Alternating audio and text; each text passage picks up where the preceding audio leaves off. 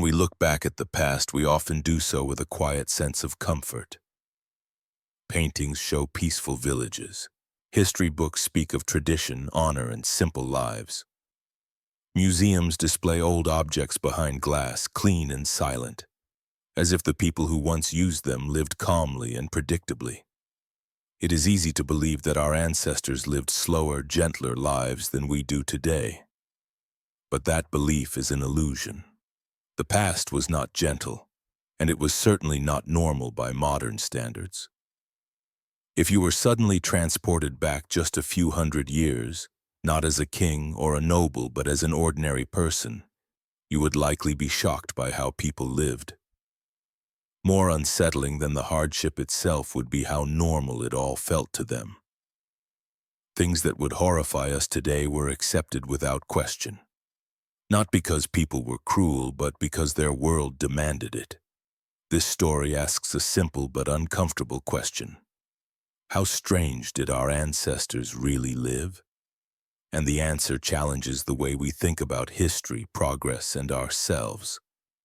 We often judge the past through modern eyes. We assume people were less intelligent, less informed, less humane. But that assumption misses something important. Our ancestors were not foolish. They were not careless. They were operating with limited knowledge, limited tools, and an overwhelming focus on one thing above all else: survival. When survival is uncertain, comfort becomes a luxury. When disease is everywhere, hygiene becomes frightening. When death is common, fear becomes routine. And when fear becomes routine, people adapt in ways that feel unimaginable to us now. Many of the habits that shock us today were once completely ordinary. People avoided bathing for years. They slept beside strangers. They trusted medical practices that weakened them instead of healing them. They watched executions as public entertainment. They accepted the death of children as part of life. Not because they lacked empathy, but because their reality left little room for alternatives. This is what makes the past so disturbing. Not the violence alone, but how calmly it was accepted. Suffering did not always arrive as a dramatic event. Often, it was quiet, repeated, normalized. History books tend to focus on progress, on inventions, revolutions, and great leaders. But everyday life, the way people ate, slept, healed, and feared, is rarely explored deeply, and when it is, the picture becomes far darker and far more human. Civilization did not appear suddenly. It was built slowly, painfully, through centuries of trial and error. For most of that time, people lived in conditions that feel alien to us now. They did not know what caused disease. They did not understand the body. They did not have reliable ways to protect themselves. So they relied on belief, tradition, and authority. There was a time when people genuinely believed that washing the body too often was dangerous. That water opened the pores and allowed illness to enter. There was a time when doctors believed that draining blood was the cure for almost everything. There was a time when parents learned not to grow too attached to their children, because loving too deeply meant risking unbearable grief. These were not fringe ideas. They were mainstream. They were taught, defended, and passed down through generations. They shaped how people lived, how they suffered, and how they died. The most unsettling part is not that these beliefs existed. It is that they made sense to the people who held them. When science is absent, explanation fills the void, and explanation often comes from fear, religion, superstition, or tradition. People did not live strangely because they wanted to. They lived strangely because they had no better answers. This story is not about mocking the past. It is not about calling our ancestors barbaric or ignorant. It is about understanding them. Understanding how humans behave when knowledge is limited and the environment is hostile. Because when modern comforts are stripped away, human behavior changes very quickly. Privacy disappears, violence becomes visible, morality becomes flexible, survival reshapes values. What feels unthinkable today becomes reasonable tomorrow. As you listen, you will encounter habits and beliefs that sound exaggerated, almost fictional. But they are not myths, they are documented, real, and they force us to confront an uncomfortable truth. If you had been born then, raised with those beliefs and surrounded by that danger, you might have lived the same way. History has a way of flattering the present. It makes us feel advanced, enlightened, safe. But that sense of superiority is fragile. The line between civilized and primitive is thinner than we like to admit. All it takes is uncertainty. All it takes is fear. All it takes is not knowing. And suddenly the strange becomes reasonable. So as this journey begins, try not to judge too quickly. Instead, observe. Notice how humans adapt. Notice how societies normalize discomfort. Notice how fear becomes tradition. Because the past is not just something behind us. It is a mirror, and sometimes it reflects things we would rather not see. In the next part of this story, we will step directly into the daily lives of ordinary people. Not kings or heroes, but those who lived quietly under conditions that would shock us today. You will discover that the strangest part of history is not what happened, but how calmly people lived through it. Imagine walking into a city 300 years ago. Before you notice the buildings, before you hear the sound of carts or footsteps, something reaches you first. The smell, a thick, heavy presence in the air. Bodies unwashed for months, clothes worn until they fall apart, streets where waste is poured openly, rooms where entire families eat, sleep, and work together without separation. To a modern visitor, it would feel overwhelming, almost unbearable. To the people who lived there, it was simply life. For much of history, cleanliness was not associated with health. In fact, many people believed the opposite. Water was feared. Doctors warned that bathing too often weakened the body. Warm water, they believed, opened the pores and allowed disease to enter. Dirt, in their minds, acted as a barrier, a kind of armor against illness. This belief did not come from ignorance alone. It was supported by authority. Respected physicians wrote treatises advising moderation in washing, and some recommended avoiding full baths entirely. Parents taught these ideas to their children. Entire generations grew up believing that staying unwashed was safer than being clean. Instead of soap, people relied on perfume. Heavy, overpowering scents designed not to freshen the body but to hide it. Fragrance was not a luxury, it was camouflage. Clothes were perfumed repeatedly, hair was powdered, smell was masked, not removed. Even royalty avoided bathing.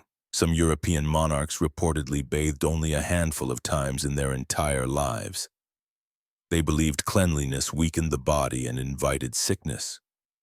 If kings and queens feared water, few dared to question it. Their habits became proof. Their bodies became examples. For ordinary people, bathing was also deeply impractical. Water had to be carried by hand, heated over fire, and shared among many. Privacy barely existed. Washing the entire body required time, effort, and exposure. So most people washed only what could be seen: hands, faces. Everything else was left alone. Lice were common. Skin infections were routine. Odor was expected. Disease spread quietly, invisibly, but without understanding germs, people blamed illness on bad air, divine punishment, or fate. Cleanliness was not the solution. It was the danger. Ironically, the fear of bathing helped disease thrive. Crowded bodies, unwashed skin, and shared clothing created perfect conditions for parasites and infection. But because cause and effect were misunderstood, the solution was never hygiene. Instead, people doubled down on belief. And yet, this way of living felt normal. It did not feel strange, it was tradition. It was authority. It was what everyone around them believed. This pattern appears again and again in history. When people do not understand the source of danger, they cling to whatever explanation feels stable, even when that explanation is wrong, even when it causes harm. Change came slowly, very slowly. When the idea of regular bathing began to return, it was met with fear and suspicion. Some believed frequent washing caused weakness. Others believed it shortened life. Cleanliness felt unnatural to people raised to fear it. Only when science began to reveal invisible enemies did perceptions shift. Germs replaced miasma. Water became a tool instead of a threat, but habits lingered. Even into the 19th century, many people still avoided full baths.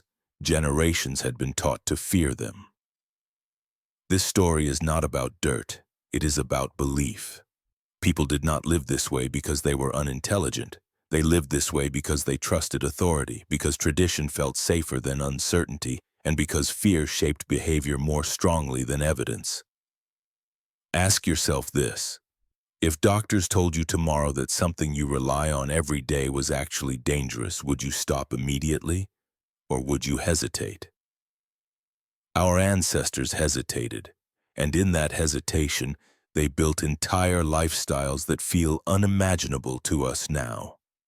As unsettling as this habit may seem, it was only one part of daily life that modern people struggle to understand. Privacy, something we now guard fiercely, barely existed at all. And nowhere was this more visible than in the way people slept. Imagine entering a room at night hundreds of years ago. The space is dim, lit by a single weak candle. Shadows press against the walls. The air is warm, heavy, and stale. As your eyes adjust, you realize you are not alone. Bodies lie close together along the floor and on rough wooden beds. Some people are already asleep. Others whisper softly. Someone coughs. Someone turns over, causing the boards to creak. These people are not your family. Many of them are strangers, and yet you are expected to lie down among them and sleep. This was not unusual, it was normal. Today, sleep is private. We close doors, we turn off lights, we expect silence, space, and solitude. A bed is personal, a bedroom is sacred. But for most of human history, privacy was rare, and solitude was a luxury very few could afford. Homes were small, often painfully small. Entire families lived in a single room.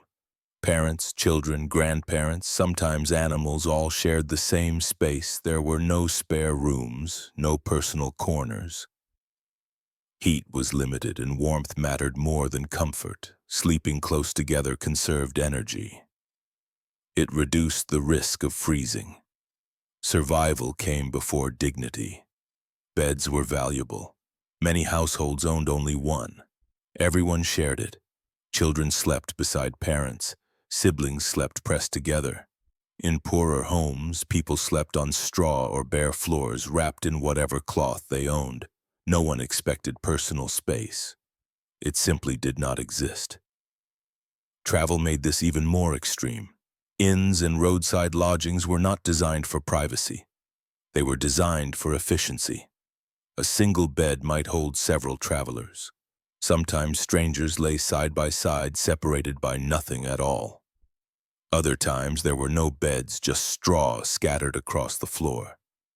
You paid for shelter, not solitude. Trust was not optional. People learned to sleep lightly, to keep possessions close, to accept vulnerability as part of life. Suspicion was expensive. Cooperation was necessary. When resources are limited, fear must be managed, not indulged. This habit crossed social boundaries. Among the poor, shared sleeping was unavoidable. Among the wealthy, servants often slept in the same rooms as their employers. Sometimes on the floor beside the bed, even nobility when traveling slept among others. Privacy was not a moral expectation. It was a sign of status. What surprises modern listeners most is not the closeness but the lack of panic. There was no constant sense of danger, not because danger did not exist, but because social norms were different. Boundaries were enforced by behavior, not by distance. Physical closeness did not automatically imply threat. Sleep itself was often social. People talked before resting. They prayed together. They shared news of the day. Silence was not required. The night belonged to everyone in the room. Loneliness, the kind many people experience today, was far less common. People were rarely alone. Comfort came from presence, even when presence meant inconvenience. Of course, there were consequences. Disease spread easily. Parasites moved from body to body. Lice were common. Skin infections passed quietly through households. But without understanding germs, cause and effect remained invisible. Crowding was blamed on fate, not hygiene. Children grew up seeing this as normal. They learned early that personal space was not guaranteed. They adapted. They became comfortable with closeness. They learned to exist within the group rather than apart from it. The idea of a private bedroom did not emerge until much later. As homes grew larger, as wealth increased, and as ideas about individuality began to change, space slowly became symbolic. Separate rooms became markers of status. Over time, they became expectations. But this shift took centuries. For most of history, sleeping alone would have felt strange, even unsafe. To be isolated at night meant vulnerability. Shared space meant protection. This tells us something important about human behavior. People normalize whatever keeps them alive. They adjust to noise. They adjust to closeness. They adjust to discomfort. And once adjusted, these conditions stop feeling strange. Until the world changes. As unsettling as shared sleep may feel today, it was nothing compared to another fear our ancestors lived with daily. Because when the sun went down, the world itself became dangerous. Darkness was not a background. It was a threat.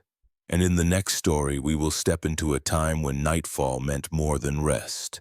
It meant risk, superstition, and very real danger.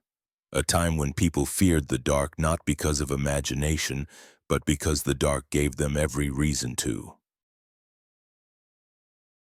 Imagine the moment the sun disappears beyond the horizon hundreds of years ago. There is no gentle glow to replace it. No streetlights flickering on, no illuminated windows stretching into the distance. Darkness does not arrive slowly. It falls all at once like a curtain dropping over the world. And when it does, everything changes, shapes lose definition, shadows stretch and merge. Sounds grow louder, sharper, more threatening. A footstep echoes longer than it should. A distant voice feels closer than it is. What you cannot see, your mind fills in for you. In the past, night was not just a time of rest. It was a boundary, a warning. Today, darkness is an inconvenience. We press a switch and banish it. But for most of human history, darkness was absolute. Candles were expensive, oil lamps were dim, torches flickered and failed. Outside the small circle of firelight, the world simply vanished. And in that vanished world, danger lived. Fear of the night was not irrational. It was practical. Criminals moved more freely after sunset. Roads became treacherous. A wrong step could lead to injury. An injury could mean infection. Infection could mean death. There were no hospitals to rush to, no emergency services, no help waiting just beyond the darkness. Wild animals hunted more boldly at night. In rural areas, wolves, boars, and other predators were real threats. Even in towns, the dark provided cover for theft and violence. If something happened after sunset, you were often alone with it. Cities responded by shutting down completely.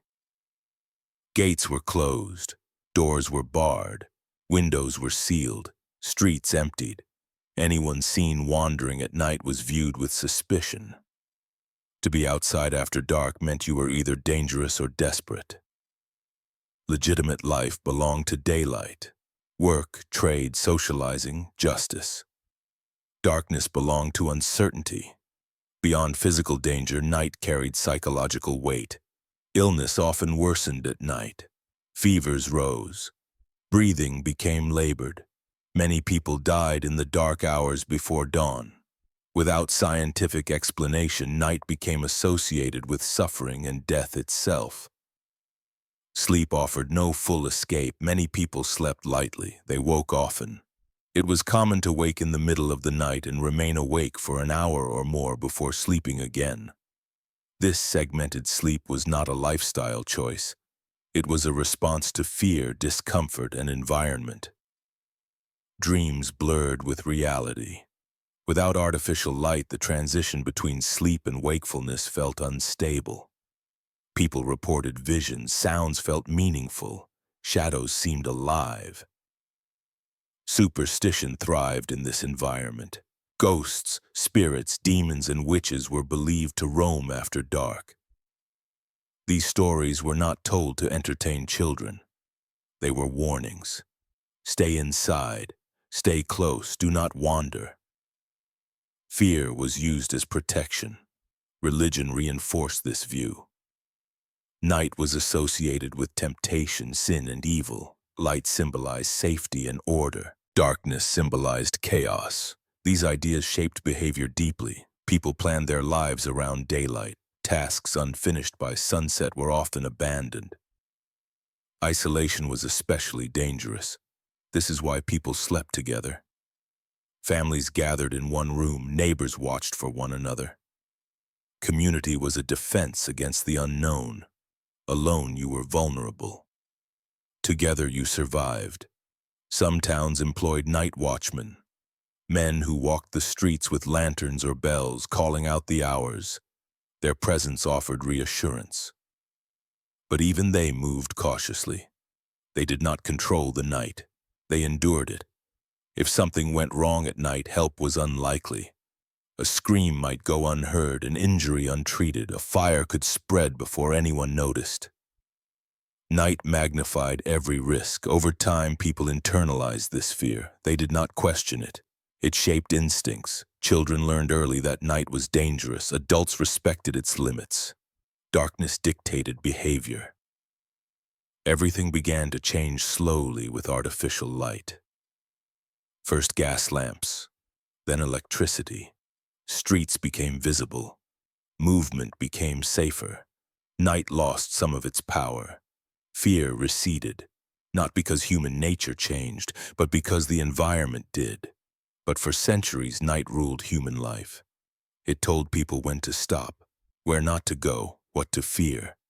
Our ancestors feared the night not because they were weak or foolish, but because the night gave them every reason to be afraid. And this fear had consequences. Because when illness struck, when pain arrived without explanation, when suffering felt random and unfair, people did not turn to science. They turned to belief. In the next part of this story, we will step into a world where medicine was guided not by evidence, but by ancient theory. A world where healing often meant harm, where doctors believed that to save a life, they first had to drain it.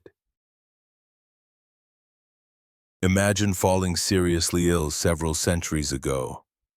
Your body feels weak, your head aches, your chest is tight, fever burns through you in waves. There is no hospital as we understand it today, no laboratory tests, no clear diagnosis, only symptoms, fear, and time working against you. A doctor is called. He arrives carrying a small leather bag. Inside are simple tools, knives, cups, cloth, perhaps leeches kept alive in a jar. He listens briefly, looks at your skin, touches your wrist. He does not ask many questions. Then he makes his decision. You have too much blood and it must be removed. For more than 2,000 years, bloodletting was one of the most common medical treatments in the world. It was used for fevers, infections, headaches, inflammation, mental illness, and even sadness. If you were sick, chances were high that someone would try to drain your blood. This was not folk medicine practiced in secret. It was official, respected, taught. The logic behind it came from ancient theory. Doctors believed the human body was governed by four internal fluids known as humors: blood, phlegm, yellow bile, and black bile. Health meant balance. Illness meant imbalance. Too much of one humor caused disease. Blood was the easiest to remove, so it became the solution to almost everything. These ideas were taught by some of the most influential figures in medical history. Their writings were copied, translated, and preserved for centuries. Questioning them was not encouraged. Tradition became truth. Authority replaced evidence. When bloodletting worked, it was praised. When it failed, the illness was blamed. Death did not disprove the treatment, it reinforced the belief that the disease had been too strong. The procedure itself was harsh. A vein might be opened with a blade. Blood would flow freely into a bowl. Sometimes leeches were applied to the skin, left to feed until they dropped off on their own. Patients often grew dizzy, pale, weak. These reactions were not seen as warning signs. They were seen as proof. If the patient fainted, the treatment was believed to be effective. In some cases, enormous amounts of blood were removed.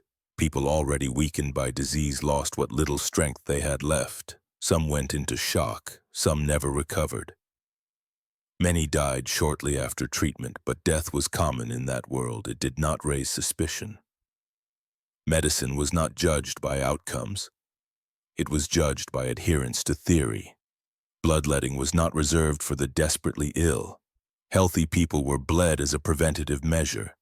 Some believed it cleansed the body. Others believed it prevented future disease. Seasonal bloodletting was practiced in certain regions, aligned with astrological beliefs. It became routine maintenance, a ritual of control over an unpredictable body. No one was exempt. Children were bled. Elderly people were bled. Kings and queens were bled. George Washington, one of the most famous figures in American history, likely died not from his illness, but from the bloodletting used to treat it. In his final hours, doctors removed a significant portion of his blood. His body could not recover. Even at the highest levels of society, medicine often did more harm than good. Doctors who questioned bloodletting faced resistance. To challenge the practice meant challenging centuries of authority. Medical communities punished dissent. New ideas were seen as dangerous. Tradition was safer than uncertainty. So doubt remained quiet, and patients continued to bleed. It took a long time for cracks to appear. Slowly, some physicians noticed patterns. Patients weakened instead of improving. Survival rates were better when less blood was removed or none at all. These observations were difficult to ignore. As anatomical knowledge improved, understanding of circulation emerged. Blood was no longer seen as excess fluid. It was recognized as essential to life. The heart, veins, and arteries were mapped. The body began to make sense. And with that understanding, centuries of certainty collapsed. Bloodletting did not disappear overnight. It faded slowly. Some doctors clung to it stubbornly. Others adapted reluctantly. Generations had been trained to trust it. Letting go felt dangerous. Eventually, science replaced symbolism. Evidence replaced authority. Bloodletting became a relic, but its legacy remains one of the most powerful reminders of how dangerous certainty can be. This story is not about cruelty. It is about confidence without understanding. When people believe they know the answer, they stop asking questions. When authority feels absolute, error becomes invisible. Our ancestors trusted bloodletting because it offered explanation. It gave structure to chaos. It made illness feel manageable, even when it was not.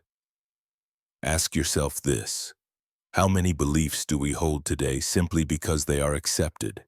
How many practices feel unquestionable now, but will one day seem just as disturbing? History suggests that certainty ages poorly. And as shocking as bloodletting may sound, it was not the darkest medical belief our ancestors held. There were practices even more unsettling, practices that involved not removing something from the body but consuming it. In the next story, we will step into a time when healing was believed to come from the dead themselves, when medicine was made not from plants or minerals but from human remains. Imagine being so desperate for healing that you are willing to consume something you would never consider today. Your body is failing. Pain lingers without explanation. Fever comes and goes. Doctors have already tried bleeding you. Herbs have done nothing. Prayer has not helped. You are running out of options. And then someone offers you a remedy. It comes from a human body. For centuries, people across Europe genuinely believed that the human corpse itself contained powerful medicine.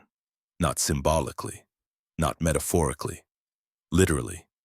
Human fat, blood, bone, skull, and flesh were prescribed as treatments for a wide range of illnesses. This practice was known as corpse medicine, and it was far more common than most people realize. The logic behind it was simple, even comforting. Life, people believed, carried a vital force, strength, essence. And when someone died suddenly, especially through violence or execution, that force had not yet faded. By consuming parts of the body, the living believed they could absorb that remaining power. Healing, in this worldview, was not about fighting disease.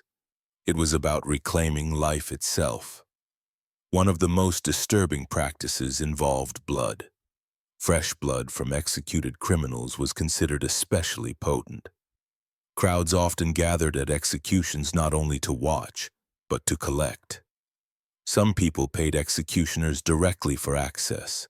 They drank the blood while it was still warm, believing it could cure epilepsy, restore strength, or prevent illness. This was not hidden behavior. It happened in public. It was accepted. Skulls were another prized ingredient. Human skulls were dried, crushed, and ground into powder. This powder was prescribed for headaches, internal bleeding, seizures, and neurological conditions. Apothecaries sold it openly. Wealthy patients paid high prices for what they believed was superior material. The age and cause of death mattered. Skulls from young people or violent deaths were considered stronger. The closer the death was to life, the more powerful the medicine was thought to be. Human fat was also used. It was rendered and applied to wounds, joint pain, and muscle injuries. Some believed it helped the body heal by transferring vitality from the dead to the living. Bones were powdered, flesh was dried, entire bodies were reduced to ingredients. Corpse medicine became an industry. Grave robbing increased not only for anatomy schools, but for consumption. Bodies were stolen from cemeteries. Execution sites became sources of supply. Some sellers offered fake products made from animal remains or old bones.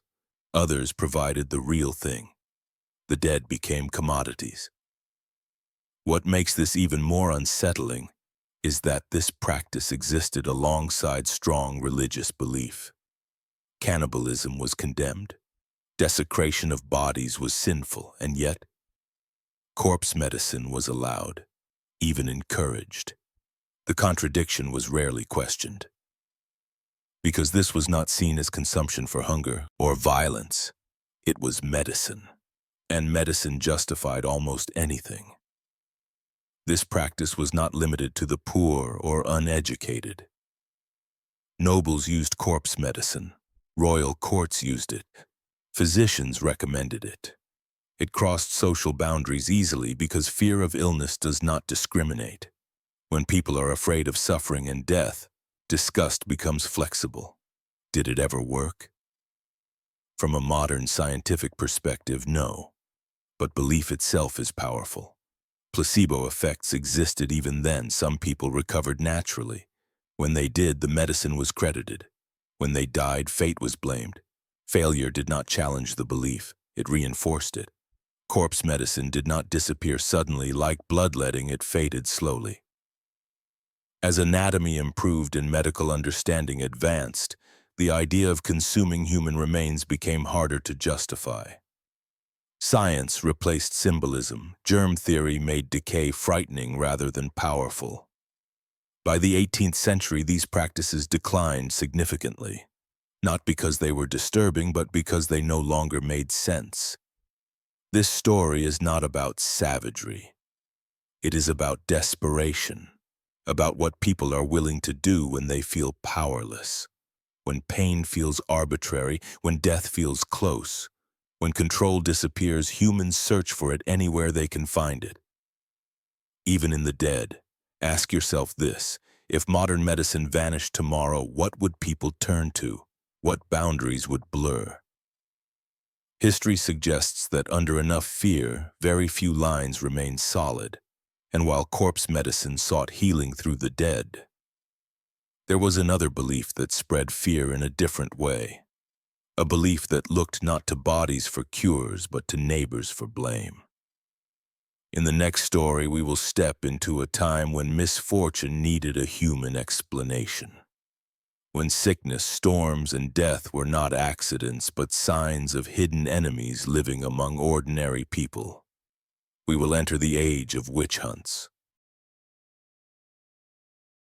Imagine living in a small village where everyone knows your name. They know where you live, what you do for a living, who your family is, and how often you attend church.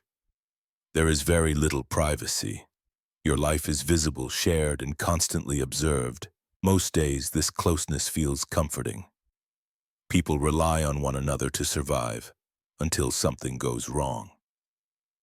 A child falls sick without explanation. A cow stops producing milk. A sudden storm destroys the crops. Hunger follows. Fear spreads quietly, moving faster than reason ever could. No one understands why these things happen. There is no science to explain disease, no meteorology to explain weather, no medicine to offer certainty.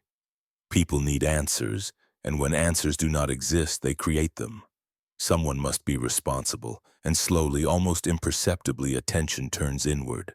Toward neighbors, toward those who are different, toward those who do not quite fit. This is how witches were born, not as mythical creatures at first, but as explanations. A witch was not something discovered.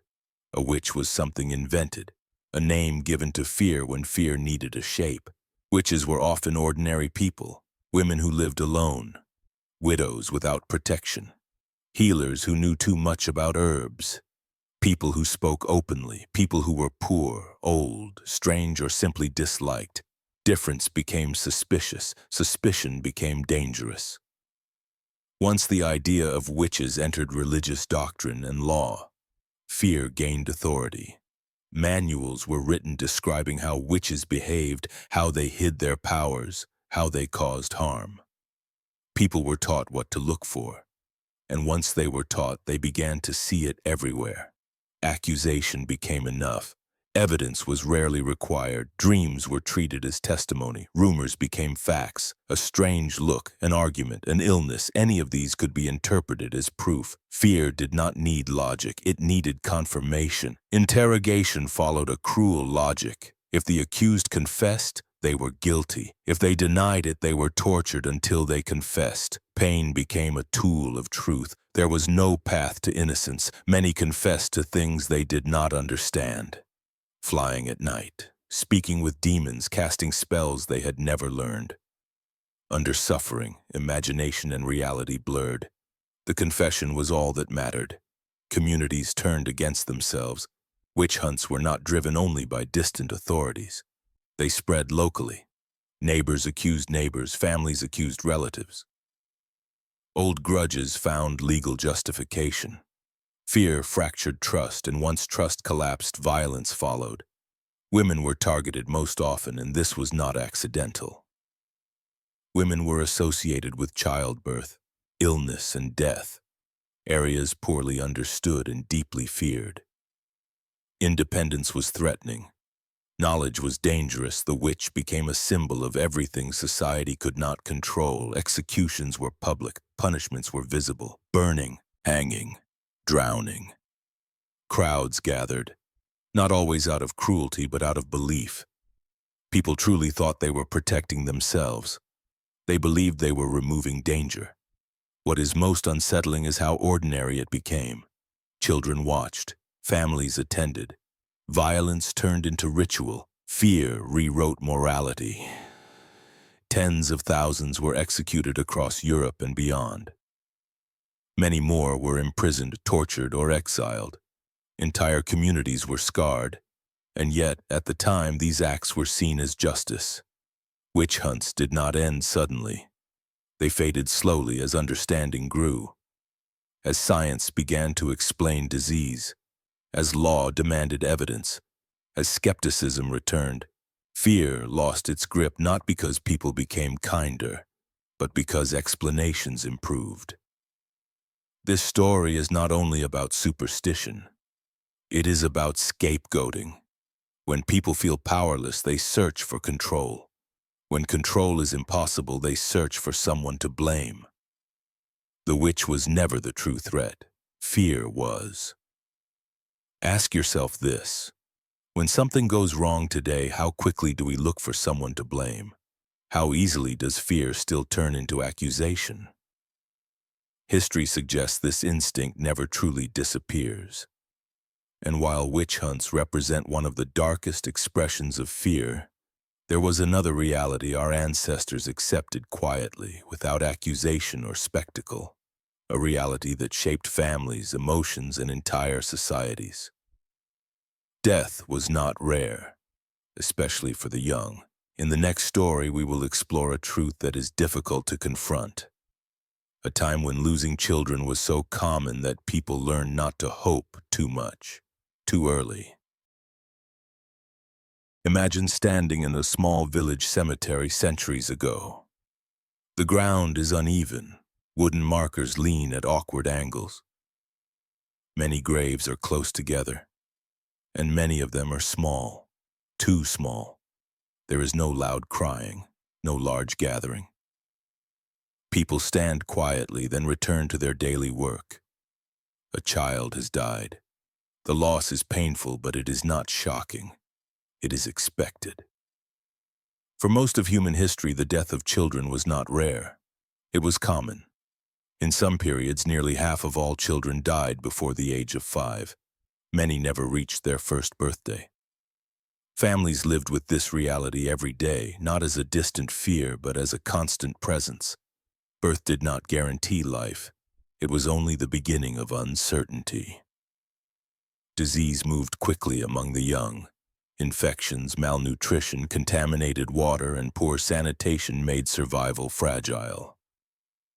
A child could appear healthy in the morning and be gone by nightfall. There were no vaccines, no antibiotics, no reliable treatment. Parents knew this. They did not speak of it openly, but it shaped how they lived and how they loved. One of the most difficult truths to accept is this. Many parents did not fully bond with their children immediately. Not because they were cold or uncaring, but because attachment carried unbearable risk. Loving too deeply too soon could break them. In some cultures, babies were not named right away. Naming was delayed until a child survived their early years. Celebrations were postponed. Emotional investment was cautious. Hope existed, but it was guarded. This restraint was not a lack of love. It was a form of survival.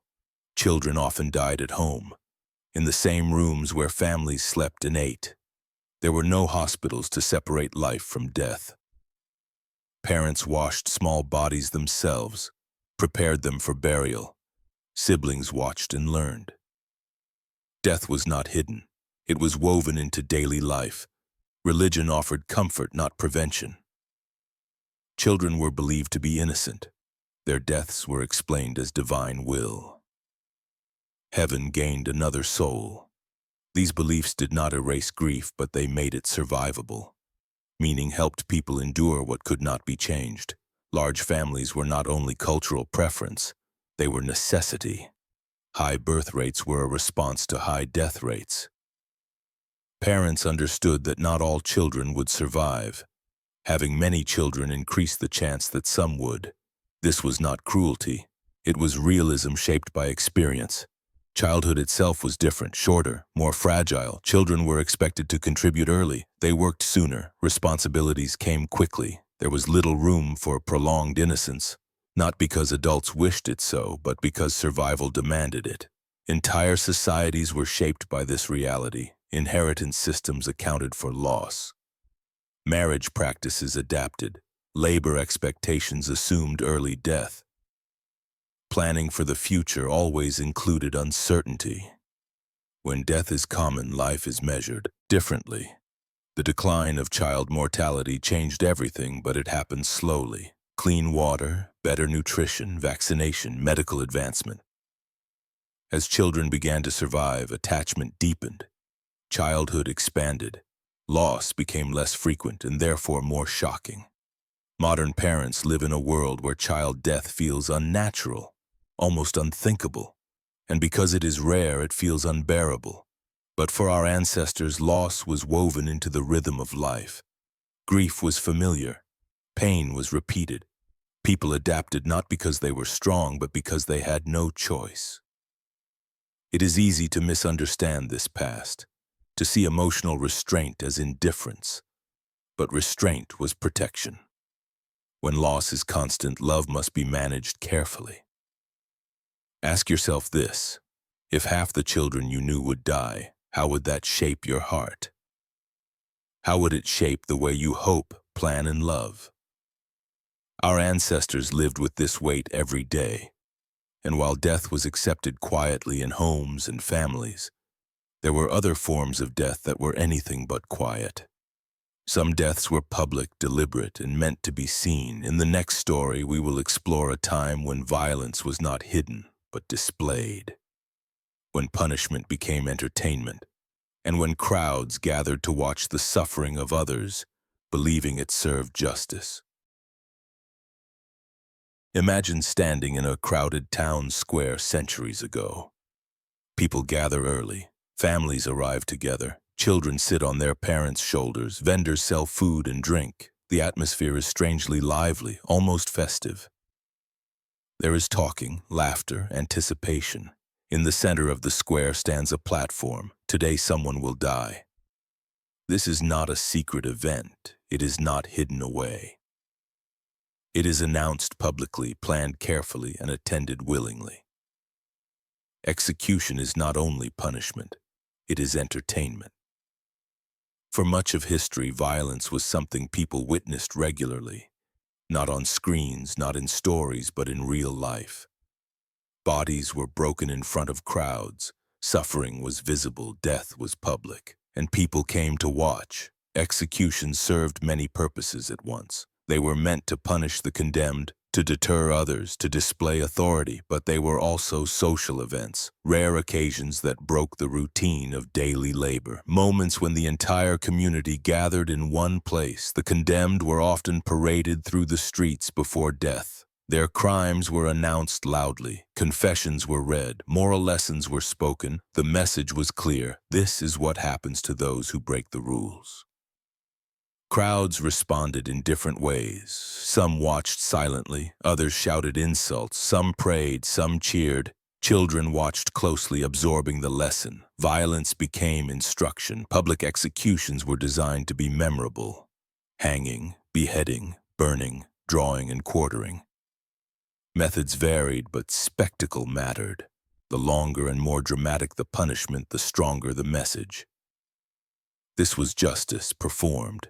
The idea that punishment should be hidden would have felt strange. Transparency was power. Authority needed to be seen to be believed. Fear was an effective tool, and public suffering reinforced it. Execution was not the only form of public violence. Corporal punishment was common. Whipping, branding, mutilation. People were punished in town squares, marketplaces, and churchyards. Pain was meant to shame as much as it was meant to hurt. Crowds gathered for these events too, not always out of cruelty, but because this was how society functioned. Justice was communal. Everyone participated by watching. Over time, repeated exposure dulled reaction. Violence became familiar. Seeing someone beaten or killed no longer shocked. It simply confirmed the order of things. Power was visible. Consequences were clear. In some cultures, violence went even further into the realm of entertainment. Gladiatorial games, animal fights, public torture. These events blurred the line between punishment and amusement. Suffering became spectacle.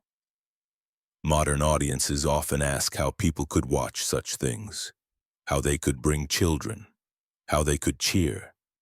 But this question assumes a world where violence is hidden. Our ancestors lived in a world where violence was constant. War was nearby. Disease killed openly. Death was familiar. Watching punishment was not a break from reality. It was part of it. Fear played a role, but so did reassurance. Watching punishment reminded people that danger could be controlled, that order was maintained, that authority was active. The condemned represented chaos. Their destruction restored balance. Religion reinforced this logic. Punishment was framed as moral cleansing. Sin demanded consequence. Suffering was righteous if deserved. Watching became participation in justice. There were moments when executions failed, when ropes broke, when the condemned survived longer than expected, when crowds reacted unpredictably. Sometimes sympathy replaced cruelty. Sometimes anger turned toward officials. These moments revealed something important. Public violence was unstable. It relied on shared belief. When belief cracked, spectacle lost control. Over time, societies began to change as ideas about individual rights emerged. As legal systems evolved, as discomfort with public suffering grew, executions moved behind walls. Punishment became hidden.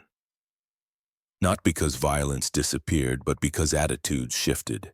Suffering no longer needed to be seen to be believed. Today, death is sanitized. Executions, where they still exist, are private. War is mediated through screens. Violence is distant, controlled, filtered. This distance creates a false sense of difference between us and the past. Our ancestors did not enjoy violence because they were cruel. They accepted it because it was familiar, because it served social function, because it reinforced order in a dangerous world. Ask yourself this: if violence were once again unavoidable, visible, and constant, how quickly would reaction change? How quickly would shock turn into routine? History suggests adaptation comes faster than we expect. And while public violence shaped fear and obedience, there was another relationship with death that was quieter, more intimate, and equally unsettling. People did not only watch death, they lived alongside it. In the next story, we will step into a world where the dead were never far away, where bodies remained close, where burial did not mean separation, and where living with death was simply part of everyday life. Imagine living in a world where the dead are never far away, not as distant memories, not as names carved neatly into stone, but as physical presences woven into everyday life. For much of history, death did not exist behind closed doors or far beyond city limits. It lived nearby, sometimes inside the home, sometimes just outside the door, sometimes directly beneath the feet of the living. Today, death is carefully managed. Bodies are removed quickly, hospitals handle the dying. Cemeteries are placed at a distance. We are shielded from the physical reality of death whenever possible. But this separation is recent, very recent. For our ancestors, death was intimate. When someone died, they usually died at home. There were no hospitals to take them away, no professionals to handle the body. Families cared for the dying themselves. And when death came, it stayed. The body remained in the house for days, sometimes longer. Relatives washed it, dressed it, prepared it for burial. Children watched, learned, asked questions. Death was not hidden from them. It was part of life. The smell of death was familiar, not shocking, familiar. Burial practices reflected this closeness. In many towns, graveyards were not separate spaces. They were central. Churches were built beside them. Markets operated nearby. Homes stood just steps away. People walked past graves every day on their way to work. In crowded cities, space was limited. Bodies were buried shallowly. Graves were reused. Bones surfaced after rain. Coffins collapsed. The dead did not stay neatly underground. Sometimes they emerged. In times of plague or famine, death overwhelmed communities. Bodies piled up faster than they could be buried. Mass graves were dug hastily. The boundary between the living and the dead thinned even further. People adapted. They learned to live with it. In some regions, bodies were kept temporarily inside homes until burial could be arranged. In others, the dead were displayed during mourning rituals. Faces uncovered, hands visible. Death was seen, touched, acknowledged. There was no illusion of distance. Church crypts often held bodies beneath floors where people prayed. Bones lined walls. Skulls were stacked openly. These were not considered morbid decorations. They were reminders, symbols, memento mori. Remember that you will die. This message was everywhere. In some cultures, it was believed that the dead remained present. Not as ghosts necessarily, but as part of the community. Ancestors watched, influenced fortune, required respect. The dead were not gone. They were transformed. Even professions reflected this closeness. Grave diggers worked constantly. Corpse watchers guarded bodies from theft. Resurrection men exhumed corpses for medical study. Death was an industry, not a taboo. And because death was constant, fear of it changed. People did not romanticize death, but they did not flee from it either. It was accepted, expected, integrated. Mourning existed, but it was structured, ritualized. Life continued quickly because it had to. There was no time to pause indefinitely. Survival demanded movement. Children grew up understanding that life ended. They played near graves, heard stories of the dead, watched funerals pass regularly. This familiarity shaped emotional response. Death was sad but not unimaginable. Modern discomfort with death would have seemed strange to our ancestors. To them, avoiding death entirely would have felt dishonest, unrealistic. Illness, decay, and dying were part of the same cycle as birth and labor. Nothing was fully separated. Even architecture reflected this worldview. Homes were built close together. Cemeteries were woven into towns. The dead occupied physical and symbolic space within daily routines. Only later did this begin to change. As cities grew denser, concerns about sanitation increased. As science advanced, decay was associated with disease. As ideas about privacy and cleanliness evolved, death began to retreat from public view. Cemeteries moved outward. Hospitals took over the dying process. Bodies were handled by professionals. The living gained distance from death. And with distance came fear. When death is hidden, it becomes abstract. When it is abstract, it becomes terrifying. Our ancestors lived alongside death not because they were unafraid, but because they had no alternative. They adapted emotionally the same way they adapted physically. Acceptance was survival. Ask yourself this: if death were once again unavoidable, visible, and constant, how would your relationship with life change? Would you fear death more, or would you come to understand it differently? History suggests that what we fear most is not death itself, but its absence from our understanding. And while living beside the dead shaped emotional resilience, it also shaped something else. It shaped how people treated what society considered waste, what was discarded, what was unwanted. Because in the shadows of cities, beneath the streets, there were people whose lives revolved around what others threw away. In the next story, we will descend into that world, a world beneath civilization itself, where survival meant scavenging, where danger came from darkness, disease, and filth, and where some people lived entirely from what others refused to see. Imagine descending beneath a city centuries ago, not into clean tunnels or planned infrastructure, but into narrow, dark passages filled with moisture, rot, and waste. The air is thick and difficult to breathe. The ground is slick beneath your feet. Every step carries the risk of slipping, infection, or worse. This is where some people lived. For most of history, cities produced enormous amounts of waste. Human waste, animal waste, broken objects, discarded food, dead animals. Everything unwanted was thrown away, and it had to go somewhere. Often it went underground. Beneath streets and buildings ran primitive sewer systems, drainage channels, and forgotten spaces. These were not designed for safety or sanitation. They were designed to move waste out of sight, out of mind. But waste does not disappear on its own. And so, entire professions emerged around it. Some people made their living scavenging what others discarded. They descended into filth not out of curiosity but necessity.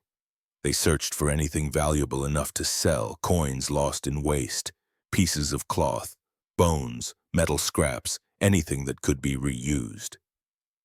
These people were known by different names in different places: toshers, mudlarks, scavengers, night workers.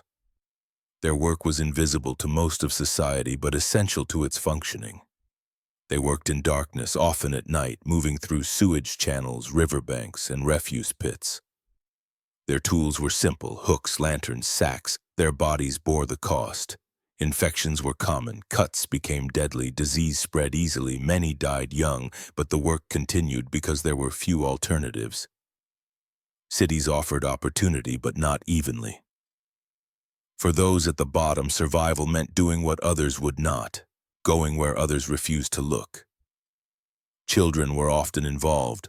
Small bodies could fit into tight spaces. They learned early how to navigate danger, how to spot value in filth, how to move quickly when conditions turned deadly. Society depended on them, yet rarely acknowledged them. Their work reduced waste, recovered materials, cleaned spaces indirectly. But they lived on the margins, unseen and unwanted. Death was common in these environments: a fall into deep water, a sudden release of gas, a collapse of earth or stone. There were no safety measures, no rescue teams. When someone disappeared underground, they were often simply gone. And yet people returned night after night, because hunger is more powerful than fear. This relationship with waste reveals something fundamental about past societies. Nothing was truly thrown away. Everything had potential value. Bones were reused. Cloth was repurposed. Metal was melted down. Even waste itself became resource. But this recycling came at a human cost. Those who handled waste absorbed the danger, the disease, the degradation. Society stayed clean by pushing filth downward onto those with no power to refuse. Modern cities hide this process. Behind systems, pipes, trucks, treatment plants, waste is removed quietly, efficiently. We rarely think about where it goes or who handles it. But the principle remains the same. Someone always deals with what others discard. In the past, that reality was visible. You could smell it, hear it, see the people who lived closest to it. Today, it is hidden but not gone. These scavengers lived closer to death than most. Disease, injury, and decay surrounded them. And yet, they adapted.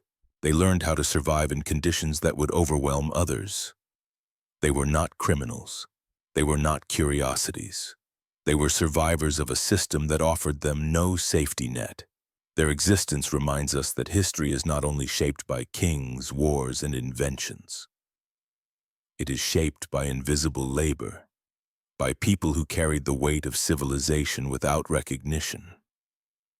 Ask yourself this: How many parts of modern life rely on work we never see, on people whose suffering remains hidden so that others can live comfortably? Our ancestors lived in a world where survival often meant embracing danger, filth, and invisibility. And while we may like to believe we are far removed from that reality, the structure itself has not disappeared. It has only become quieter. This final story closes a long journey through the strange, unsettling realities of the past. Not because our ancestors were cruel or foolish, but because they were human. They adapted to fear, to uncertainty, to environments that demanded sacrifice. And as uncomfortable as these stories are, they serve an important purpose. They remind us that what feels normal today may one day feel just as strange. That progress is not a straight line, and that humanity has always survived by adapting, even when adaptation came at a terrible cost. History does not exist to comfort us. It exists to show us who we are. As this journey comes to an end, it is tempting to step back and feel relief. Relief that we do not live like this anymore. Relief that we have light at night, clean water, medicine, privacy. Relief that many of the fears our ancestors lived with no longer shape our daily lives. But history is rarely meant to comfort us. What these stories reveal is not how strange our ancestors were, but how adaptable humans are when the world gives them no choice. They lived in conditions that would feel unbearable to us now, and yet they built routines, beliefs, and systems that allowed them to survive. They normalized fear. They accepted discomfort. They learned to live beside death, violence, and uncertainty. Not because they were weak, but because they had to be strong in different ways. It is easy to look back and judge, to label the past as primitive, cruel, or irrational, but doing so creates a dangerous illusion. It suggests that we are fundamentally different from them, that progress has changed human nature itself. History does not support that belief. What it shows instead is that behavior follows environment. When knowledge is limited, belief fills the gap. When danger is constant, fear becomes routine. When survival is uncertain, morality bends. What feels unthinkable in one era becomes reasonable in another. Our ancestors avoided bathing because they feared disease. They slept beside strangers because isolation was dangerous. They drained blood because medicine demanded certainty. They consumed the dead because desperation blurred boundaries. They hunted witches because fear needed a target. They accepted child death because grief was constant. They watched violence because authority needed visibility. They lived alongside the dead because separation was impossible. They survived from waste because society offered them no alternative. Each of these realities feels shocking in isolation. Together they form a pattern. Humans adapt, and adaptation is not always beautiful. The uncomfortable truth is that if we were placed into the same conditions, raised with the same beliefs, and given the same limitations, we might not live very differently. Knowledge shapes behavior more than intention ever could. This realization does not diminish progress, it gives it meaning. Modern comforts did not appear because humanity suddenly became wiser or kinder. They emerged through centuries of suffering, mistakes, and gradual understanding. Clean water replaced superstition, light replaced fear, science replaced ritual, privacy replaced crowding, medicine replaced belief. But none of these changes were inevitable. They were earned slowly, unevenly, and often painfully. And they remain fragile. History also reminds us that future generations will look back on us with the same mixture of disbelief and curiosity. Some of what we accept today will seem cruel. Some will seem ignorant. Some will feel impossible to justify because progress never stops moving. It only changes direction. This is why history matters, not as a list of dates or events, but as a record of human response to uncertainty. It shows us how easily fear shapes systems, how authority resists change, how belief can protect and destroy at the same time. It shows us that the line between normal and unthinkable is not fixed. It moves with circumstance. And perhaps the most important lesson is this: the past is not separate from us.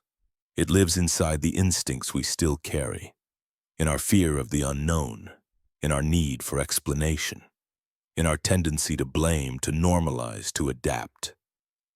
Civilization may change, but the human mind responds to pressure in familiar ways. When crisis comes, comfort fades quickly. When knowledge fails, belief returns. When fear spreads, certainty becomes dangerous. These patterns repeat, and that is why remembering the strange, unsettling pages of history matters. Not to feel superior to those who came before us, but to understand the conditions that shape behavior. To recognize how easily systems can slide backward when fear outweighs understanding. History does not warn us with alarms. It whispers. It shows us what happens slowly, quietly, when people adapt to danger instead of removing it. And it asks us a final question. If the world changed suddenly tomorrow, if knowledge failed, if safety disappeared, how would we adapt? What would we normalize? What would we justify? What would future generations struggle to understand about us? The past is not meant to be admired from a distance. It is meant to be studied closely, because within its strange habits and shocking truths lies a simple reminder. Humanity survives by adapting, but it progresses only by understanding, and the difference between the two has always defined history.